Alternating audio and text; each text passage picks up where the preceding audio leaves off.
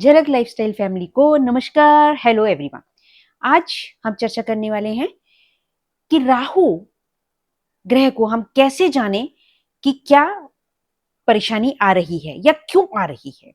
बहुत ही सिंपल जो हमारे चारों तरफ घटनाक्रम होता है हम उससे पहचान सकते हैं कि राहु शुभ या अशुभ।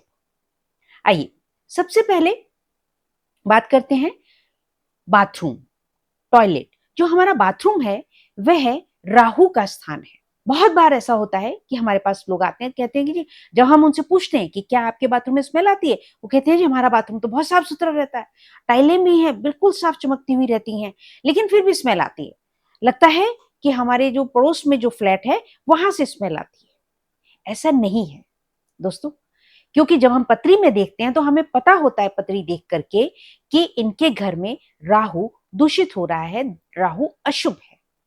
राहु अशुभ स्मेल आएगी। पहले हम बात करते हैं, फिर हम उपायों की भी बात करेंगे। तो सबसे पहले ये। दूसरा, बाथरूम में जो है छोटे छोटे जो उसको मिलीपीट कहते हैं, उसके बहुत सारी जो है पतला सा जीव होता है, बड़ी तेजी से वो चलता है फर्श पर, वो निकल आता है।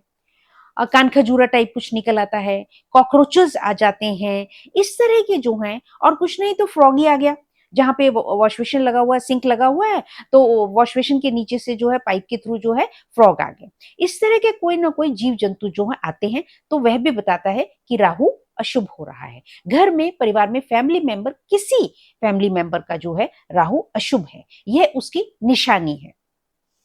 तीसरा, घर में आपके जिस मेंबर के मुंह से बात करते समय स्मेल आए, बैड ऑर्डर, बैड ऑर्डर जब आए, तो आप ये देख समझ लें कि उस इंसान की, उस व्यक्ति की, आपके फैमिली मेंबर का जो है राहु वो दूषित हो रहा है, खराब हो रहा है। तो आपको उपाय जरूर करना चाहिए। अब बात आती है कि राहु का, जैसे मैंने आपको बताया, मंत्र जप का, वो हम बाद में बात करेंगे। वो आप जानते ही हैं, बहुत ही सिंपल जो है रांग रावेनुमा है। बाथरूम में जब भी आप जाएं, घर का कोई भी मेंबर जाए, तो आप वहां पे रांग रावेनुमा, रांग रावेनुमा, रांग रावेनुमा कहते हैं। जितनी देर आप बात ले रहे हैं, वॉशिंग कर रहे हैं, कपड़े धो रहे हैं, कोई भी काम बाथरूम में कर रहे हैं, तो आप रांग रावेनुमा करते रहें। दोस्तों, पहले एक बीच में बहुत चला था, आपको पता होगा, कि कहा जाता था कि सेलिब्रिटीज जो हैं टॉयलेट में उनके न्यूज़पेपर रखा हुआ होता है, और जब वो बाथरूम में होते हैं तो वो न्यूज़पेपर वहीं बैठ के पढ़ते हैं।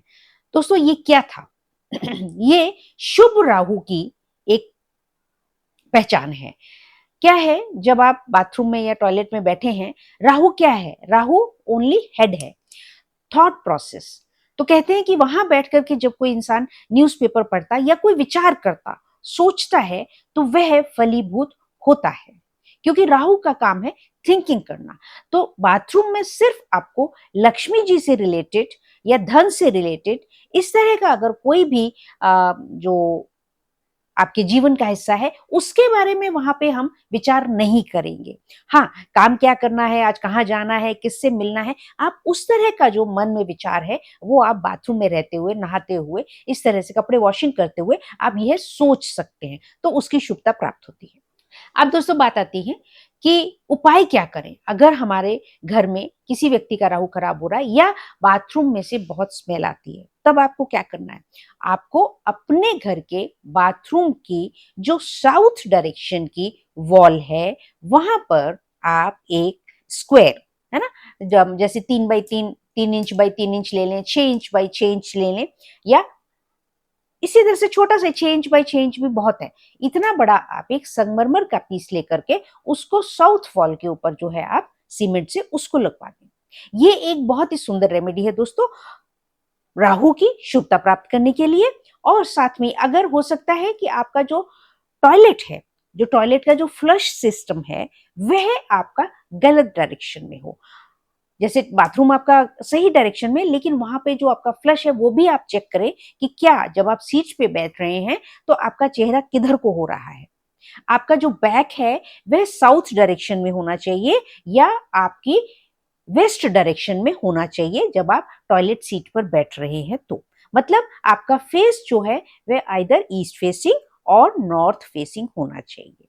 तो इस बात को भी आप चेक कर सकते हैं। अगर ऐसा नहीं है तो आप अपना अब पूरा का पूरा पॉट चेंज करना और फ्लश सिस्टम अगर संभव है आपके लिए तो उसकी डायरेक्शन के हिसाब से चेंज करवा लीजिए। अगर संभव नहीं है तो आप पॉट ना उसको वैसा ही रहने दें, जो फ्लश सिस्टम है उसकी डायरेक्शन आप इस तरह से कर लें ताकि आपकी जो सिटिंग की जो बैक है वह either on the south direction और towards on the west direction होना चाहिए।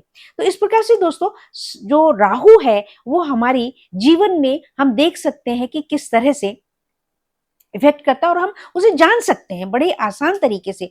अब जिसके मुंह से बैड ऑर्डर आ रही है तो आपको क्या करना है, उसको जो है फिटकरी क्या, उसको बिल्कुल तवे के ऊपर कर लीजिए, वो लिक्विड बन जाएगा, उसको पीस लीजिए और उससे जो है उस व्यक्ति को बोले कि वह ब्रश करे और अपने दांतों को उस फिटकरी से साफ करे, तो इससे भी उसे बहुत सुंदर लाभ होगा।